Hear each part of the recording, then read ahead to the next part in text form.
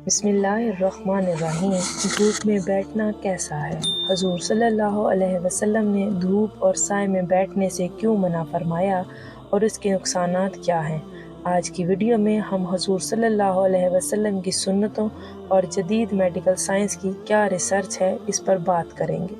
नाजरीन, इस्लाम एक मुकम्मल ज़ाब्ता हयात है।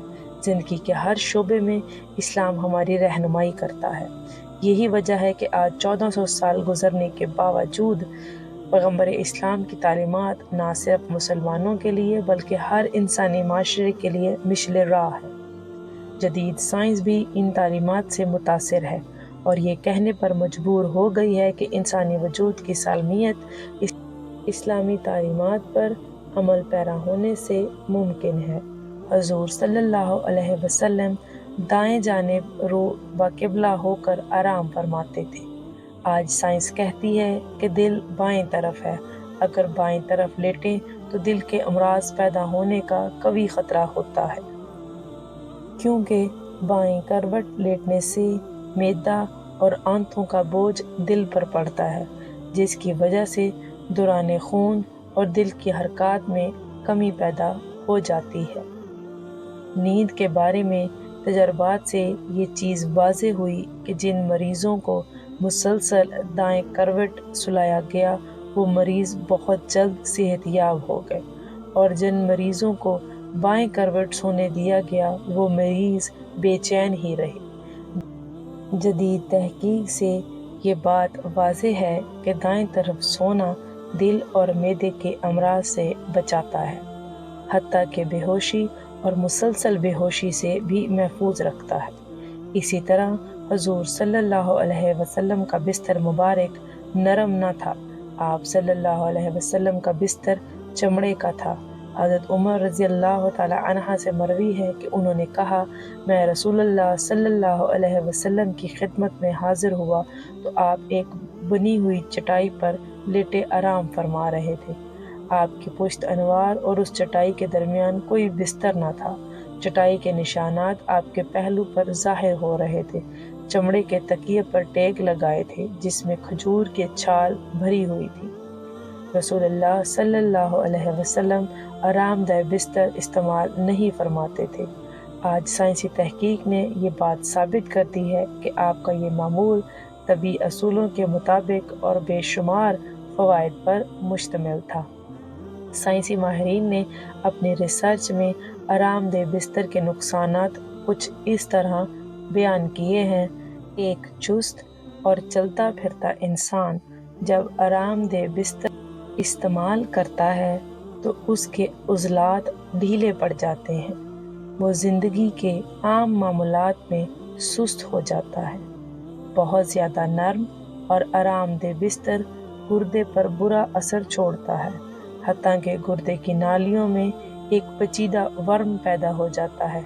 आरामदेह बिस्तर रीढ़ की हड्डी को भी बहुत नुकसान पहुंचाता है। बच्चों की हड्डियां नरम होती हैं।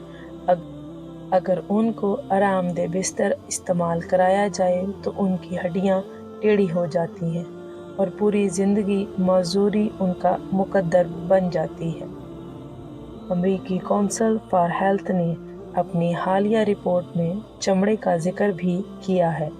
उनका कहना है कि चमड़े का बिस्तर बवासीर, कमर दर्द, असाबी कमज़ोरी और उज़लात पे खिंचाव का वाहिद इलाज है। इसी तरह नबी सल्लल्लाहु अलैहि वसल्लम ने धूप और साया में बैठने से मना फरमाया है। नाजरीन, इंसान को सूरज की अशद ज़रूरत है, इसलिए अल्लाह ताला ने कायनात की एक मखलूक सूरज बनाया। इंसानी ज़िंदगी में उसके बहुत सारे फ़वाइद हैं। इनमें से एक अहम फ़ायदा धूप हासिल करना है। ये धूप इंसान के साथ तकरीबन तमाम मखलूक़ात की ज़रूरत है। इंसान के तमाम तर अमाल का दारो मदार धूप पे है। इस धूप से हमें दीगर फ़वाइद के अलावा जिस्मानी फ़वाइद भी मिलते हैं। सारे फ़वाइद के होते हुए साइंसी तिब ने धूप में सोना मुज़र करार दिया है।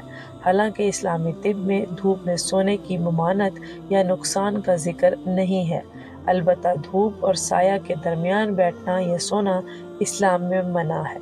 حضرت بریدہ رضی اللہ تعالی عنہ سے روایت ہے کہ نبی اکرم صلی اللہ علیہ وسلم نے دھوپ اور سایہ کے درمیان بیٹھنے سے منع کیا ہے۔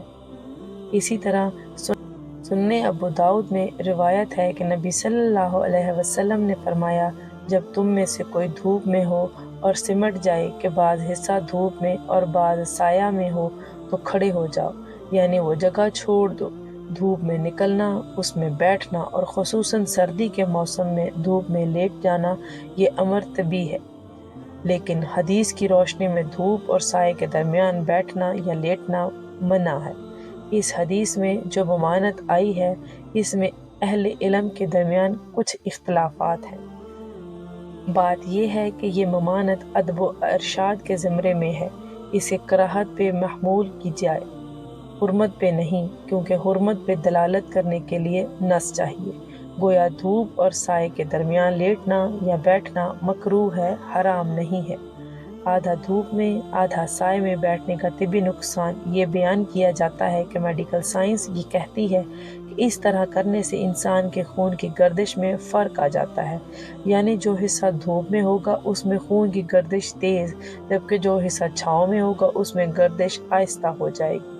لازمی طور پر یہ گردش کا دو رخ ہونا اس کے لیے بیماری کا سبب بن سکتا ہے۔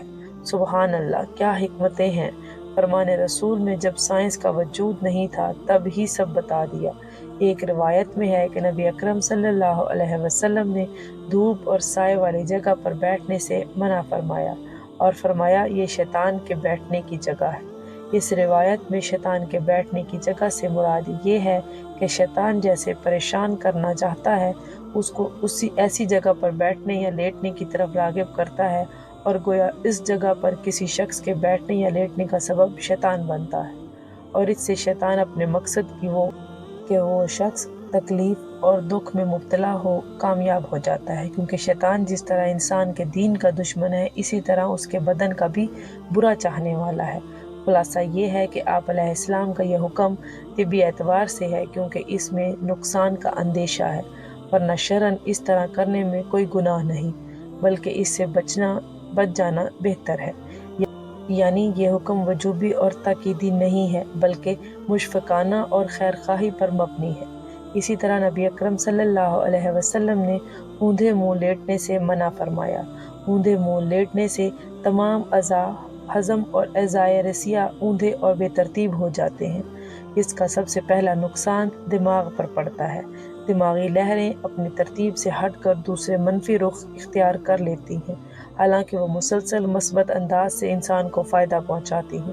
جب یہ لہریں منفی آتی ہیں تو آدمی کو ڈراؤنے خواب آتے ہیں، حتیٰ کہ ماہر نفسیات کے مطابق ایسے شخص کی زندگی کا رخ اپنی ترتیب سے ہٹ جاتا ہے اور وہ الٹی سوچ کا حامل ہو جاتا ہے۔ اسی طرح احادیث میں زیادہ سونے سے منع فرمایا گیا ہے۔ زیادہ سونے سے بدن میں سستی اور کسل مندی پیدا ہو جاتی ہے، جس سے جہاں دنیا کے کاموں میں حرج پڑتا ہے اور وہاں دین کو بھی سریع نقصان پہنچتا ہے۔ زیادہ سونے سے مرگی، ہسٹیریا اور بے خوابی کے مرض میں اضافہ ہوتا ہے۔ زیادہ سونے سے آنکھوں کے امراض، خاص طور پر پپڑوں کے ورم پیدا ہوتی ہے۔ زیادہ سونے سے بدخوابی کا مرض پیدا ہو جاتا ہے، اور بدخوابی کے مریضوں کے لیے تو زیادہ سونا سم قاتل سے کم نہیں۔ اللہ تعالیٰ سے دعا ہے کہ اللہ پاک ہمیں نبی کریم صلی اللہ علیہ وسلم کے مبارک طریقوں پر عمل کرنے کی توفیق عطا فرمائے۔ آمین ثم آمین۔ جزاک اللہ خیر۔